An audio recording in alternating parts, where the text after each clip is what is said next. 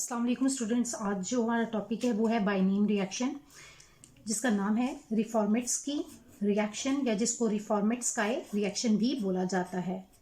रिफॉर्मेट्स्की reaction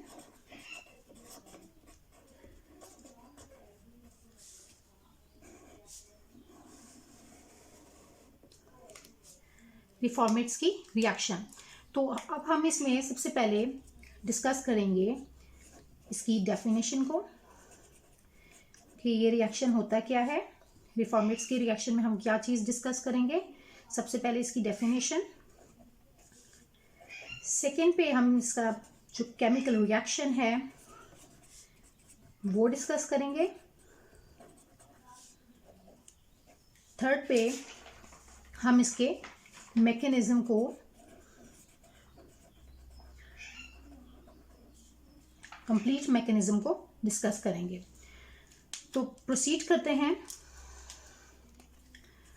first of all हम इसकी definition को डिस्कस कर लेंगे।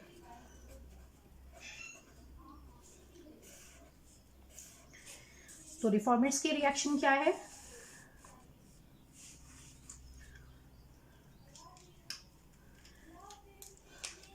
This is actually the condensation reaction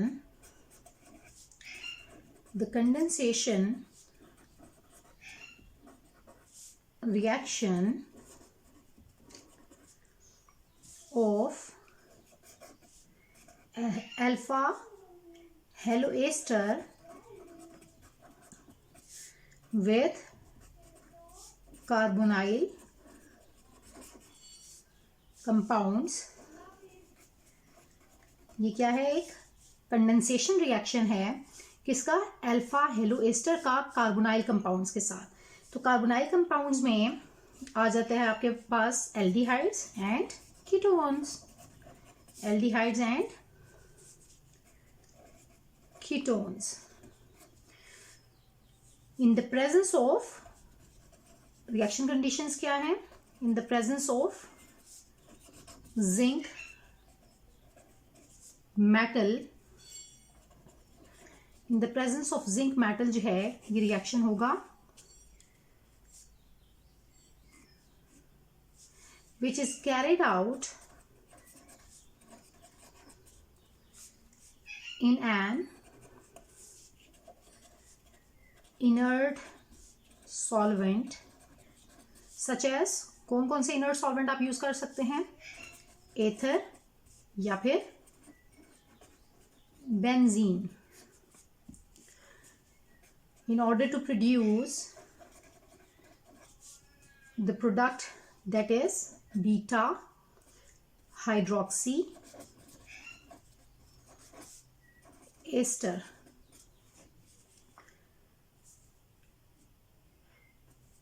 So this reaction is known as रिफॉर्मेट्स्की और रिफॉर्मेट्स्काई रिएक्शन।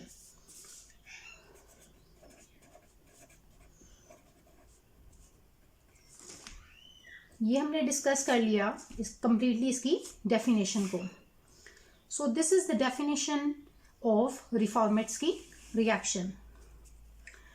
अब हम डिस्कस कर लेते हैं इसके सेकेंड पॉइंट को, जो कि क्या है, केमिकल रिएक्शन है। केमिकल रिएक्शन क्या है, इसका जो basic chemical reaction,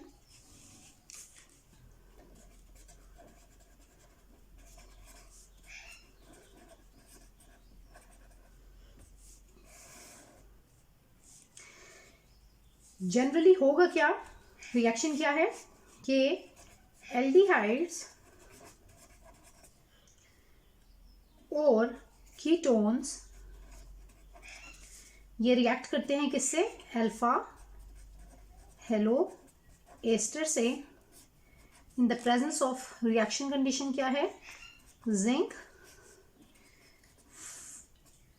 carried out in an ether solvent and further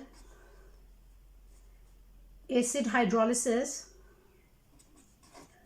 takes place, and this will give you your final product, that is beta hydroxy ester.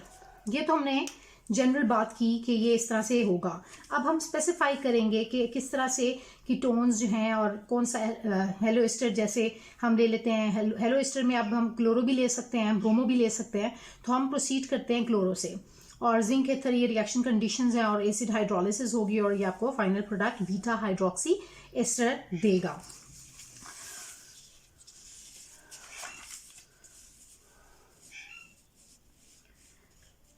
अब हम इसके जो स्पेसिफिक केमिकल रिएक्शन है उसकी तरफ आ जाते हैं.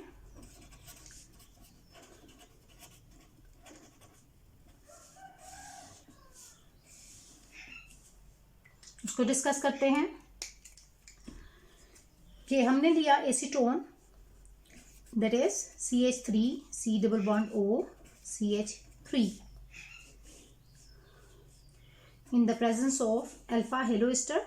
मैंने कहा था अभी कि हम क्लोरो ले लेते हैं, अल्फा क्लोरो एस्टर.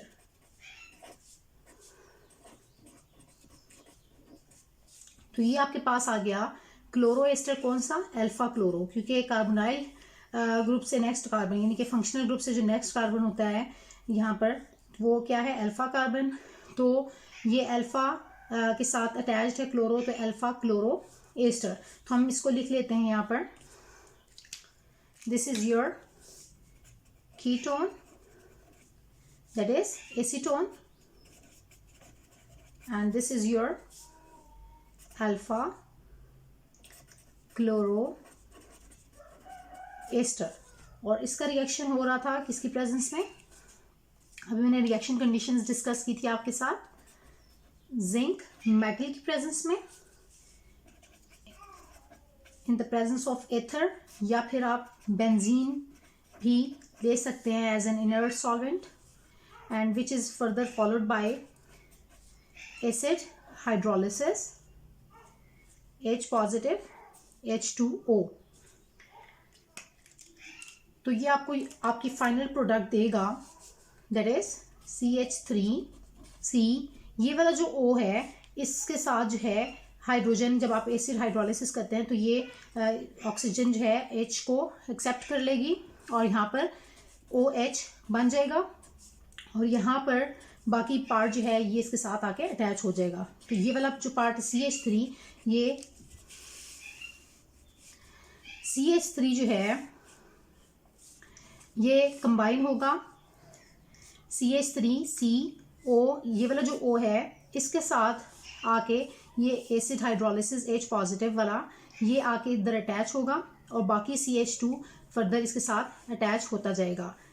तो ये CH2 फर्दर फिर रिमेनिंग पार्ट जो है एज इट इज़ आप लिख देंगे OC2H5, और ये है CH3 एसीटोन का जो सेकंड वाला CH3 है यहाँ पर अटैच हो जाएगा.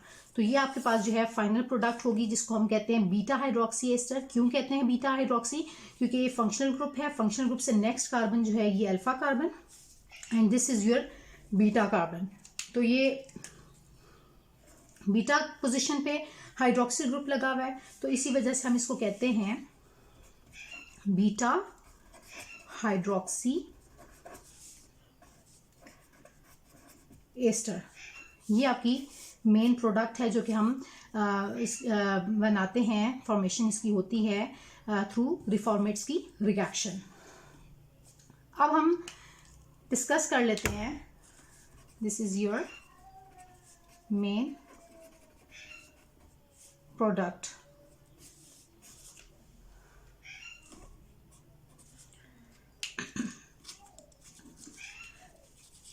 नेक्स्ट हम प्रोसीड करते हैं मैकेनिज्म की तरफ.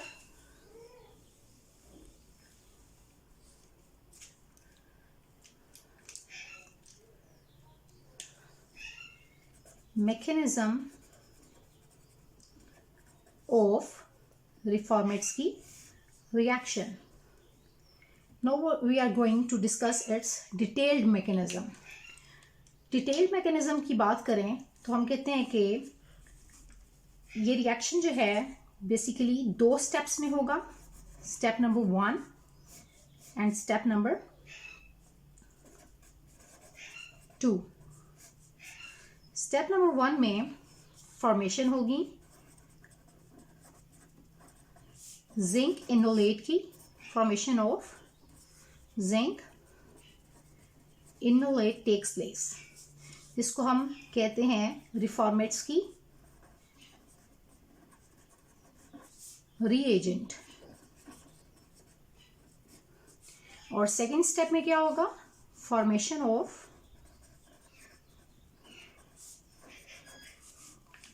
बीटा हाइड्रोक्सी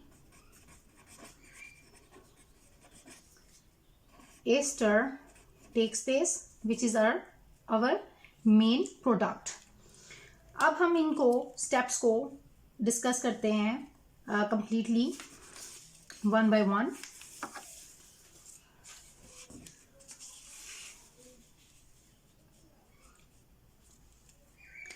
तो स्टेप नंबर 1 क्या है,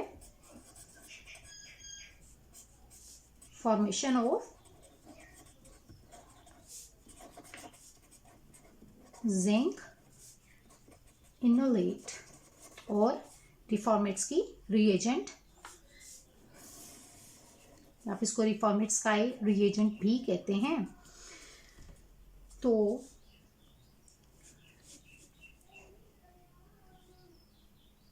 हम स्टार्ट करेंगे अल्फा क्लोरो एस्टर से। अल्फा क्लोरो एस्टर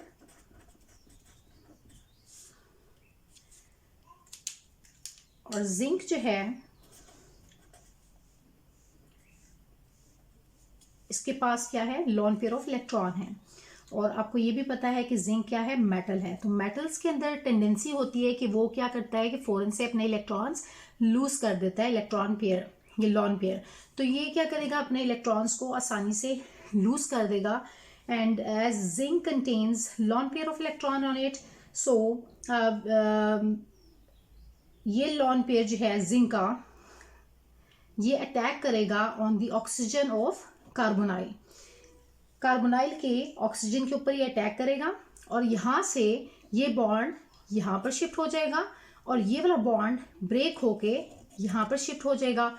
और आपको पता है कि ये जो क्लोरीन है हाईली इलेक्ट्रोनेगेटिव एटम है, सो ये क्या करेगा कि फौरन से इलेक्ट्रॉन को अपनी तरफ ये इलेक्ट्रॉन एब्स्ट्रैक्ट कर लेगा। तो जो आपके पास रिजल्टेंट प्रोडक्ट बनेगी इससे, वो क्या बनेगी, दैट इज Cl नेगेटिव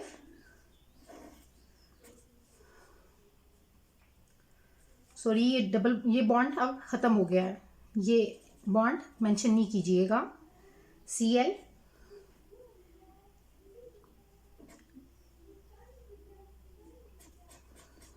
इसको यहां पर लिख लेते हैं नीचे,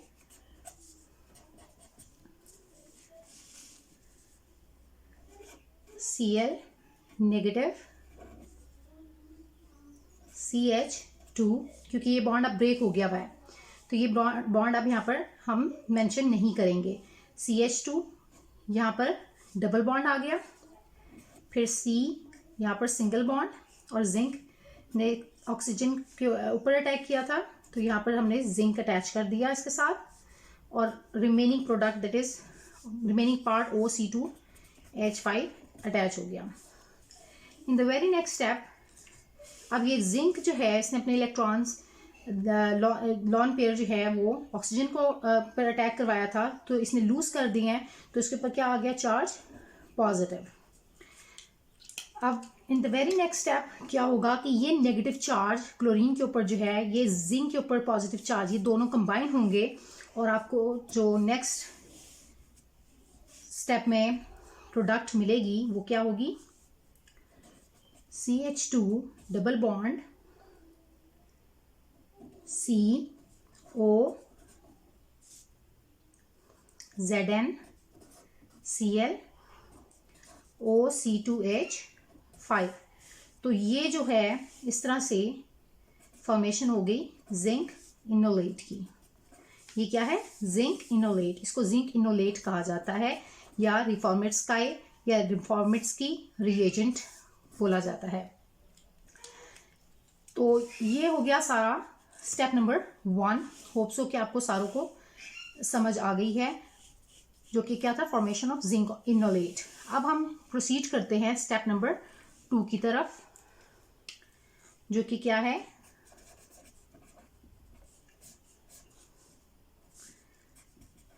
formation of beta hydroxy ester. Beta hydroxy ester में हम प्रोसीड करेंगे जिंक इनोलेट से ही, जो कि हम कह सकते हैं कि हमारी इंटरमीडिएट है, इंटरमीडिएट प्रोडक्ट है। तो हमने ले लिया CH2 double bond CO ZnCl OC2H5। Zinc enolate से प्रोसीड कर रहे हैं। अब हम इसको हम लिख लेते हैं, जिंक इनोलेट। जिंक इनोलेट अब अटैक कर इसका रिएक्शन होगा एसीटोन के साथ, CH3C double bond O CH3 acetone. अब इनका रिएक्शन होगा और ये आपको एक ट्रांजिशन स्टेट देंगे, जो कि क्या है, C double bond O CH3 as it is attach हो जाएंगे यहाँ पर, CH3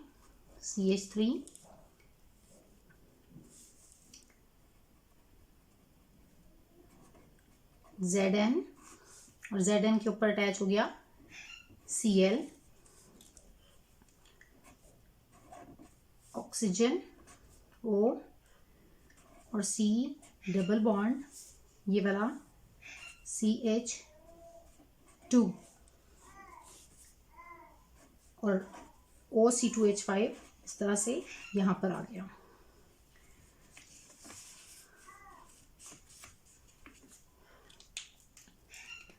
इसको हम कहते हैं, ये एक ट्रांजिशन स्टेट भी है, ट्रांजिशन स्टेट।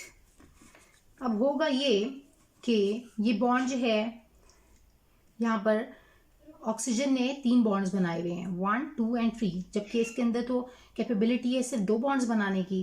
तो ये तीसरा बॉन्ड जो है वीक बॉन्ड है, ये क्या हो जाएगा, फौरन से ये जो है यहाँ से बॉन्ड एक टूट जाएगा और यहाँ से ये बॉन्ड इधर शिफ्टिंग हो जाएगी बॉन्ड की, और यहाँ से फर्दर ये बॉन्ड शिफ्ट होगा यहाँ पर, और ये वाले बॉन्ड जो है यहाँ पर जो इलेक्ट्रॉन डेंसिटी है वो शिफ्ट कर जाएगी टूवर्ड्स दी कार्बोनाइल कार्बन। यहाँ पर to this carbonyl carbon electron density shift हो जाएगी। तो अब नेक्स्ट क्या होगा, जब इलेक्ट्रॉन डेंसिटी वहाँ पर शिफ्ट हो गई तो हमारे पास जो नेक्स्ट रिजल्टेंट इससे जो प्रोडक्ट बनी नेक्स्ट स्टेप में वो क्या होगी,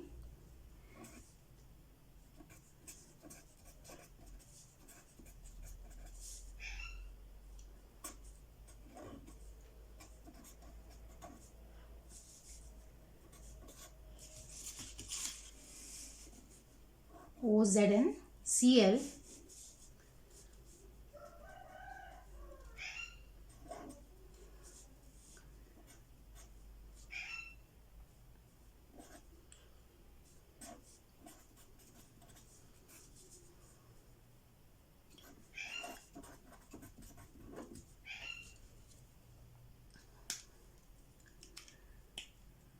ये हमारे पास सेकेंड ट्रांजिशन स्टेट, आप इसे कह सकते हैं ट्रांजिशन स्टेट नंबर 2, ये बन गई।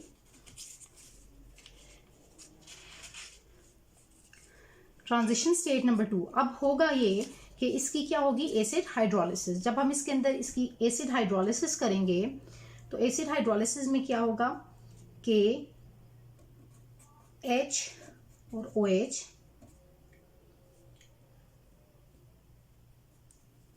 यहाँ से बॉन्ड का ब्रेक होगा और ये ऑक्सीजन इस हाइड्रोजन को जो है एक्सेप्ट कर लेगा। तो जो आपके पास आफ्टर एसिड हाइड्रोलिसिस, सब कहते हैं acid, upon acid hydrolysis it will give you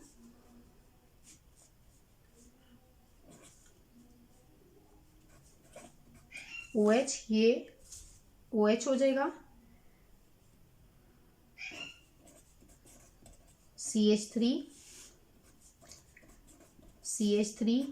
ये CH2, ये C, डबल बॉन्ड O, ये बॉन्ड बहुत वीकेस्ट बॉन्ड था, ब्रेक हो गया था, शिफ्ट हो गया था ना यहाँ से, तो ख़त्म हो गया था।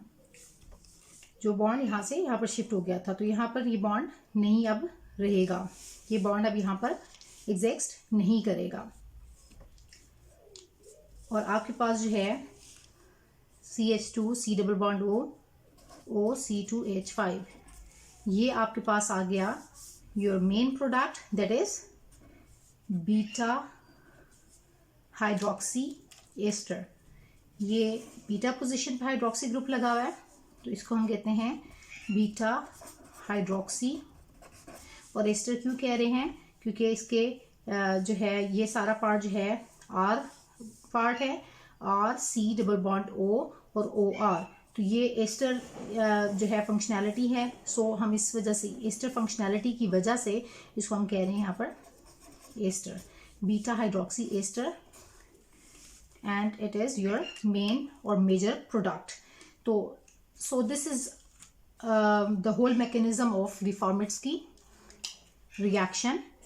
इससे रिलेटेड अगर बच्चों आपको कोई भी जो है प्रॉब्लम है, इस कोई कॉन्सेप्ट क्लियर नहीं हुआ, कोई स्टेप समझ नहीं आई, तो आप जो है वो कमेंट करके मुझसे पूछ सकते हैं।